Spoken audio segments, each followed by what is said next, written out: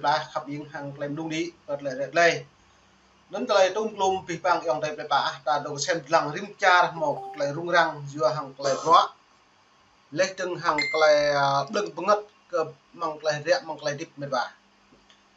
nên nó có mày màu mạ mong rõ về lại anh ấy làm cha công chia nên lại có một tu tớ đã hun sen nhiệt lực ấy lại sẽ cái kề dạ có lần anh ấy cha công chia mang non lệ tôi hàng phương hướng tại bộ lần cha công chia hàng này lệ như giống cả đang đối lập chứ là đang song si càng lực ấy đang CPC nên lại đang CPC nhưng mà lại đặt lực ấy nó đã xong rồi sẽ đi tầm lùm nuôi bởi đi lần chào Việt Nam như lại u rào lên từng cầu càng mạ lệ lần bởi đi Phú Quốc lù lần gần được nó tập mình hiếm phải lại phụ ấy thà là lại nhiều yom thư nhiều trần con nhất nằm cho bài này nhiều yom thư biết bằng làm nuôi càng tiện cái hôn sen rùa hôn sen nhá từ đây hôn sen lực lệ cầm chìa bộ một lên nụ nó như này thì buổi nó tập mình nhiều cái lại nhiều hụi của mạng cái này nó lọc mày yết lê mày đi pipang mệt va nạ tiếng buồn sang để ga đi phải chết bị cái sân lăng có là mềm đúng đấy hàng là yết lê về đây bốc lê từng thâu cran cờ bro lê từng hiếm bảy có là Campuchia hụi mạng hôn sen lực từ ra hôn sen lực ấy lệ hệ đáng cái nhủ bộ mò lần cha đó Campuchia là cho một cái rung như vậy nó mới về xem lại video này. Ông Hun Sen tranh cãi không cần thiết với nữ thủ tướng Thái Lan. Ông Hun Sen say mê tiền của Trung Quốc, nhưng ông ấy chưa bao giờ và không bao giờ phản bội Việt Nam. Đừng thấy ông Hun Sen say mê tiền Trung Quốc mà tưởng rằng ông ấy sẽ phản bội Việt Nam rồi cầu nguyện cho ông ấy sụp đổ để hạ giận. Nếu ông Hun Sen sụp đổ thì bọn đối lập Sam Raisi sẽ lên nắm quyền. Việt Nam sẽ suốt ngày điếc tai vì nó gào thét trả đất Nam Bộ đây, trả đảo Phú Quốc đây. Nó không đòi được, nhưng Việt Nam suốt ngày ngứa tai.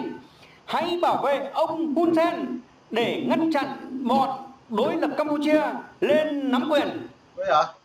Ông Hun Sen tranh cãi không cần thiết với do đó ta buộc lại bị bằng mệt vã dòng đẹp đẹp là ở đoạn này là bằng nick Campuchia ra lấy tấn bình nuôi như bây giờ micron lấy trong vật yuan độ bên như hội mà vui được đã Hun Sen lực ấy nhưng bạn tương mình độ yuan độ bãi này Campuchia nhiều chấp mà như bộ chấp đâu lấy từng nuôi mong bác khầm tới nhà cần lần mẹ phục quả buổi đó nó đặt lòng một tay là lệ nên ác lạc Hun Sen nên xăm Hun che Hun Sen là màu yuan ổ tôi mực lại lấy cớ trở lại tiếp ai thay là đoạn về nhưng bây giờ lại đoạn về quảng trần này như lẽ tôi đã Hun Sen lực lực lên tầng đang đối lập tám kẻ cái gì mong đang đối lập chỗ bên lần kẻ cái bên lần như bạn tươm nuôi chỗ bên lần như vậy chỉ cầu lấy bị loạn mang nó nhớ như là Việt Nam một là rùng lũ Việt Nam ngành thì phải tầm nhá là buồn sang ô dập đi dập quạt ô cớ lại lợn là nó đã bộ hạt hiện được lại dưa cái lại Việt Nam như ủi nuôi buồn sang hay này bộ keo ô cả đám cộng sản buộc là Hun Sen lưng không mạng lại lợn nhá tôi sang si nhú đi cất lại kẹo cái gì lần trả phải nhiều bố còn chia chứ bạn nhú nhưng mà nhập về bình duyên tội đâu mong nó như một cái duyên tội mong nó trục xuất phí duyên hắn này duyên từ một bàn từ phò cộng nuôi lên tụ bởi đi cộng chia ấy buổi á nó cộng chia lúc nuôi lệ đoạn về bình nuôi cộng chia trục xuất nuôi Việt Nam bây giờ trục xuất bình nuôi nhiều dập bộ mò làm ăn thôi tương bình nuôi mà làm ăn đang cái nhập quốc tịch Campuchia hắn này lại mang được bàn tắm nuôi hắn này lưu mạng vậy nó ta đã đình những bà Hun Sen hư ham cỡ được bạc Trung Quốc lê từng càng hil lui hết Việt Nam xong đây nó bộ như mò lùi từ đây ít lăng lên video của mình đùng lào được cả Facebook và đặc biệt YouTube và lũ đồng đồng đi Hun Sen lên những bác tuyên bố bởi cộng đồng thế giới nhưng ta nhà họp như rồi vì từ đây thay này prung prai đi nhổ lên từ như chị giàu vật Việt Nam cùng như đi nhổ vừa đã đừng đã lâu đi như lệ Việt Nam nhiều nhiều Việt Nam họ yêu như lệ dòng tây họ bị mà đứt như lệ bộ màu cả khung như lệ vừa thế nó nhớ hạn này lại mang lấy mình đáng cộng sản Việt Nam hạn này là như càng ngã được còn chiều nữa vừa cái là buộc như không bảo vệ cái Hun Sen vừa cái như bảo vệ Hun Sen như thâu đấy chúng ta như màu bảo vệ Hun Sen lại màu hộ Hun Sen như bạn nạ buồn sang nhớ chỉ lip của nhiều vừa đã hạn này lại nuôi nào doan nhiều lệ tổ bên đi Campuchia lưu với mặt vậy harapan tầm nhung được nó làm đung là giật lên là bị bằng ông đây người ta đã thâu buộc lại lên từng trọn mạng và đáng đối lập này lại nhiều hụi mạng với sáng con xì từ đây như vậy nó riêng trà hay này lại tương tự cho thằng nghèo nó học mà mãi coi là lại rằng là Hun Sen được càng lưỡi Hun Sen vừa được đặt lưỡi Hun Sen cất dừa cái yếu dừa cắt lấy lợi cái nhiều cái sáng xì vật nuôi người dân Việt Nam hắn này như nhau nè mẹ bộ con từ đây Hun Sen lưỡi hơn tầm lại lùm nuôi tầm ôi cào bằng nôn như lệ nó đang có sản Việt Nam ngành từ bên tầm một đi thì mông nó công sản Việt Nam hạt rung mà một là Ukraine prong mà lên trong Việt Nam đang sản nhiệt lực từ một vừa đó nhớ lại tiếp cái tiếp bảng không giờ nuôi rạ này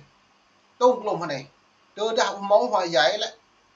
trong thống đồn trong nhiều can bộ rễ úc cật lại là ngạn này có thể đang công sản Campuchia nhìn sụp đồ làm tức nằm nhá mới nhìn lại nhiệt lực hiện tại nhiệt lực mông nó lại cỡ xong xe được đi mông xong xe đi hiện tại nhiệt kẹo từng lẹp chắn hiện tại suốt đối với dọn nhưng mà từng một micron những này thì nó một pi lại thì quý bằng từng mang luôn dự còn lần cha đi gà là mỏng mông nó lại ta cái đồng ta tiếp lên trong ta tuy mút ma nữa để chinh ta hàng nhiều dòng đầy đôi tôi hàng ta mự chân đoán lại bị nhập cái này bởi vì là một loại nó là lấy chúng bạn lại đặt lực Hun Sen chúng ta mò lại tùy lại như nhá lực Hun Sen ta có một thứ song song si này tuy nằm quyền nó lại chính ta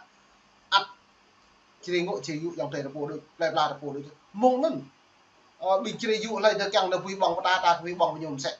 lên lại quay vật đủ quay ta một thì bạn lần bây giờ nó là Hun Sen hay bên thế giới hay là Việt Nam như rung của bạn hội Hun Sen lừa thế là Hun Sen lừa nó hiếm bạn nhiều chữ lừa đúng không như rung đúng không ra trên mạng cả này nhiều này là 5 bộ phù quốc bây giờ nên chính thuật mưu kế đoạn này một điểm nạp ta có bắt đầu hiếm bão lại vừa ra hàng này là thái hàng Campuchia hàng này lại lập đàm phán cao ngưỡng ban với cao bố thống nhất ưu chỉnh và ta lấy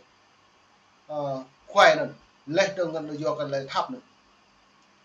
kẹo đến ban đầu thế giới kẹo đứng đã nó lao đi càng kỵ lại chính dự cả Campuchia cứ được đặt kẹo tới con này lại dự cả hại do nó lại này tua cả nhiều tranh luận hay này tua cả lại cả một hồi tương tự đây từ rùng nào rồi tầm đi mà chính lỡ lâu lên span tầm đi mạo nạo buồn sáng cố rút hàng nạo buồn sáng thái nạo buồn sáng như nhau sán đừng cầm nạo buồn sáng như nhau thôn sâu sàn nhưng mà tại cũng cọc một lần tầm tại dày đặt lục từng trầu không lấy gì lên vạ cạn từng lục trầu không có trong mời liền xịm liền đây sang chơi đấy chỉ người bạn châu vợ ơi châu liệu mày dự châu mày dự nạo buồn sang ca buồn linh khan hắn này ngưng bắn lại một đặc nhạc ta sao mơ nạo buồn sang đó này cho hil cho có cả một nồng nếu sang xịm leo chậm sang xịm leo mà có bự để gặp nhiều mong lệ thái hàng bờ đá hàng Campuchia này đây là buồn sang nó đặt xem lăng đứng một điểm nạp thêm bạ lệ đặt lại tiện này mời em một lệ tàu to đứng lại nhập này mình bảo say mê tiền của Trung Quốc nhưng ông ấy chưa bao giờ và không bao giờ phản bội Việt Nam. Đừng thấy ông Hun Sen say mê tiền Trung Quốc mà tưởng rằng ông ấy sẽ phản bội Việt Nam rồi cầu nguyện cho ông ấy sụp đổ để hạ giận. Nếu ông Hun Sen sụp đổ thì bọn đối lập Sam Raisi sẽ lên nắm quyền, Việt Nam sẽ suốt ngày điếc tai vì nó gào thét trả đất Nam Bộ đây. Nam Bộ kìa, bồi á, mệt vạ. Lùm nuôi cho ô cào lên có mạng cái lệnh lớn anh đi, mèo bộ quan này. non chere new free ni pi pang yang dai pa khap yang mamnit mong teng mem dung di pre isem lang klai rung menip nap te dah Hun Sen buk chap nan cha nhưng pa le yuan ni rung toi ma chere new free ni tar balan la sem lang ko me dah ka pre